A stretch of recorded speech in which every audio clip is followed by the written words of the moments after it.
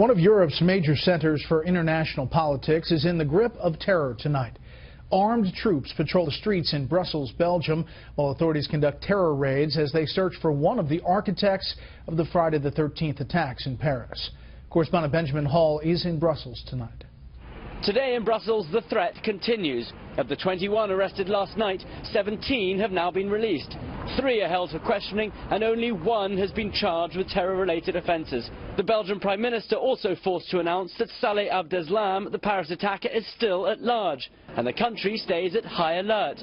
Subways, shops, schools all closed as 1,000 soldiers fanned out around this city, afraid that another ISIS cell was waiting to move. Now questions are being raised about whether mistakes were made and whether concerns were ignored. As darkness fell over Brussels last night, soldiers moved in.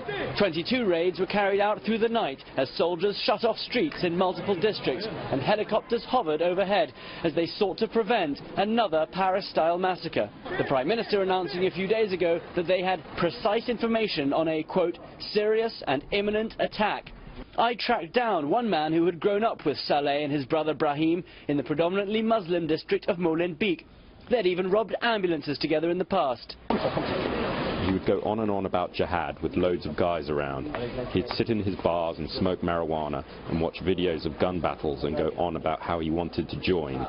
For the last year he talked about nothing else.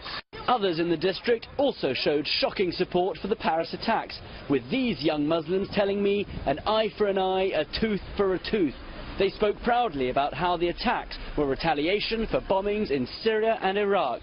Today on the Belgium-German border, police increased their checks, afraid that Saleh Abdeslam would again slip through their fingers. He was held briefly by police after the attack, but was released. It was thought that Saleh was wearing a suicide belt, but today one was found without a detonator by a street cleaner in the southern Paris suburb of Montrouge, and some think he either discarded it or found it didn't work. This ease of movement around Europe has now also raised questions about security in the continent, and tonight in Rome, people are afraid.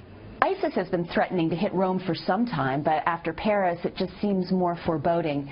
The Jubilee starts in the Vatican in 2 weeks' time. There are more than 2,000 additional security personnel on the streets, but half of Italians still think that something's going to happen. But the former security advisor to the Prime Minister of Belgium told me that the bigger problem may be in integration of refugees into Western countries, saying, "We are not capable of integrating those people.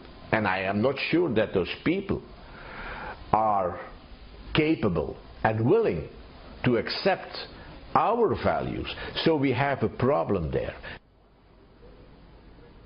So it does sound, listening to all of that, that issues like immigration, refugees, multiculturalism and security will be hotly debated in the weeks and days to come. Brett? Benjamin Hall live in Brussels early Tuesday morning. Benjamin, thank you.